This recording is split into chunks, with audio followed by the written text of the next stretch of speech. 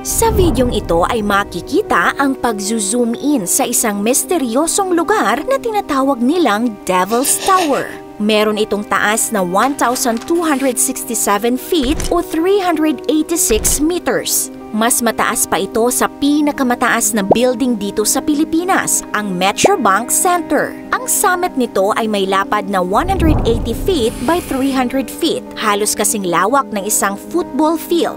Ang tanong, ano kaya ito? May nagsabi na ito raw ay higanting puno ng kahoy na pinutol noong unang panahon. Meron ding nagsabi na ito raw ay isang landing platform ng mga alien. Ayon naman sa mga native sa lugar, ito daw ay isang puno na gawa sa bato. Ayon sa alamat, kaya lumaki ng napakalaki ang puno ay dahil tumubo daw ito upang mailigtas ang mga bata na hinahabol ng isang giant wild bear. Pinaniniwalaan din na kalmot daw ng higanting oso ang nabuong formation sa paligid nito. Ngunit alam nyo ba na sagrado ang Devil's Tower sa mga Native American Indians tribe? Madalas silang nagsasagawa ng ritual dito dahil naniniwala silang banal ang lugar na ito. Kung sagrado naman pala, bakit nila ito tinawag na Devil's Tower?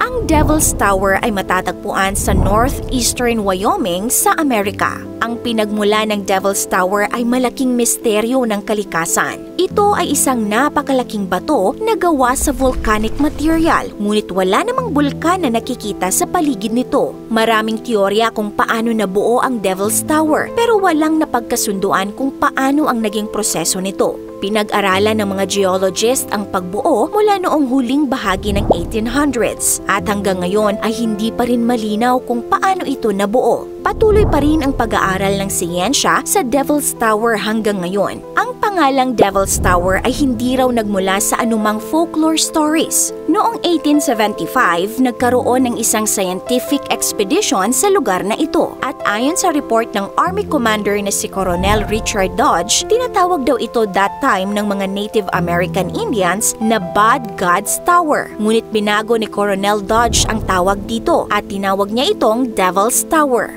Ngunit ang nakalagay na pangalan ng tore sa unang official map ng lugar noon ay Bear Lodge, na translation sa word na Matutipila ng tribo ng Lakota. Ang iba pang American Indian na pangalan ng tore ay Bear's Teepee, Home of the Bear, Tree Rock, at Great Gray Horn. Ipinaglalaban ng ilan na nagkamali lamang si Colonel Dodge sa pag-translate ng katutubong salita. Taong 1906 nang idineklara ang Devil's Tower bilang kauna-unahang national monument sa Amerika at tuluyan nang naging official ang pangalan na Devil's Tower National Monument. Ngayon ay marami ng mga turista ang bumibisita sa lugar taon-taon upang masilayan ang nakakamanghang tanawin ng Devil's Tower. Tuwing July to September, nasa mahigit 100,000 na bisita ang pumupunta dito bawat buwan. Pinapayagan din ng parke ang pagra-rock climbing sa Devil's Tower. Nasa average 5,000 climbers ang umaakyat dito taon-taon. Ikaw kaasam, gusto mo din bang mabisita ang Devil's Tower? This is your Ate O from Our Republic. Hanggang sa muli and stay awesome!